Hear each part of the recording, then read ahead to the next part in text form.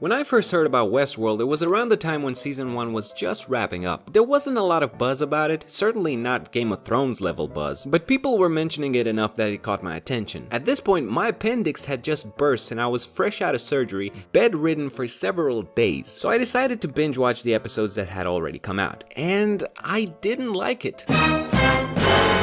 I mean, rich people paying a lot of money to go into this park to do whatever they want to the robots, interesting social experiment, but I felt like the plot was too complicated, there were twists that didn't make any sense to me at that point, and overall it just felt like a forced concept. So then why are you making a video praising the show if you hated it? Shush.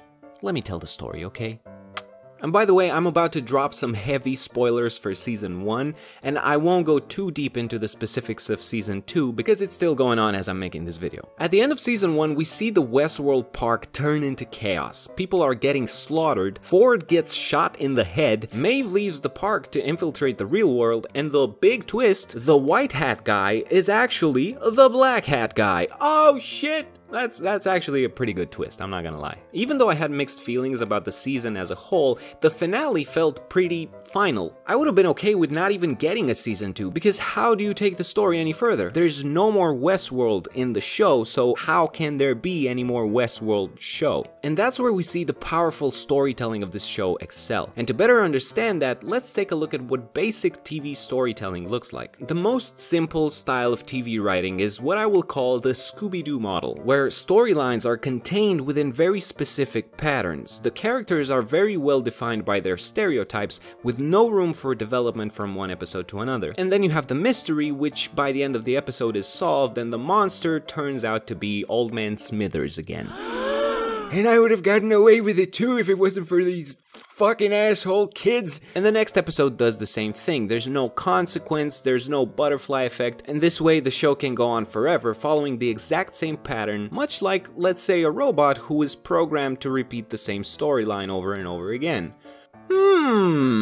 Now, granted, TV shows have evolved a lot in recent years, so the Scooby-Doo model isn't as common anymore. But even in well-written shows, you can still see slight Scooby-Doo tendencies, where the writers seem almost afraid to take characters too far outside their patterns and do anything too crazy with the plot. Westworld, however, does not give a fuck. Right from the beginning of Season 2, you realize you're in for a wild ride. Every single character evolves in permanent ways that you can't even anticipate, and what seemed like complicated nonsense to me in Season 1 is now rich backstory for the plot that takes place in Season 2. In a way, it feels very much like Season 2 is the actual story, and Season 1 is like a prequel that you can watch just to get some context on what's going on. The network of plot lines in the show is so rich that you can take any snippet from the show and it would work as its own little short story. That's how good the writing is. It doesn't feel like a script, it feels real. Another reason why Westworld is brilliant right now is because of how it ties into the current state of technology and the culture that we live in today. We have robot dogs holding doors for each other, we have actual robot people walking around, and there's a real conversation going on about the threats of artificial intelligence. So even though the show is somewhat futuristic, none of it is outside the realm of possibility. I feel like what Westworld achieved is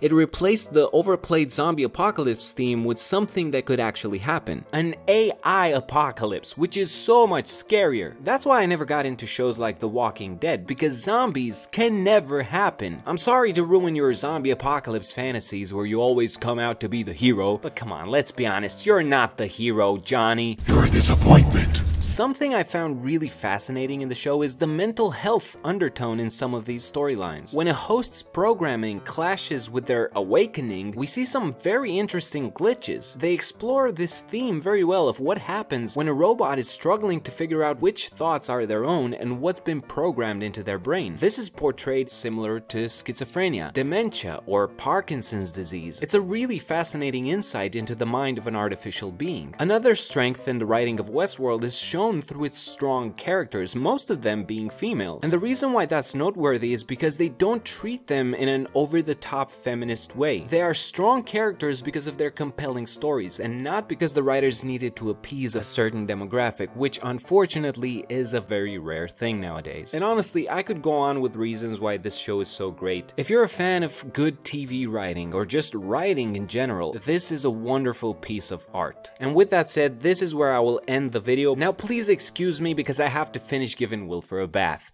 Ugh, god damn it, Wilfur, you smell disgusting.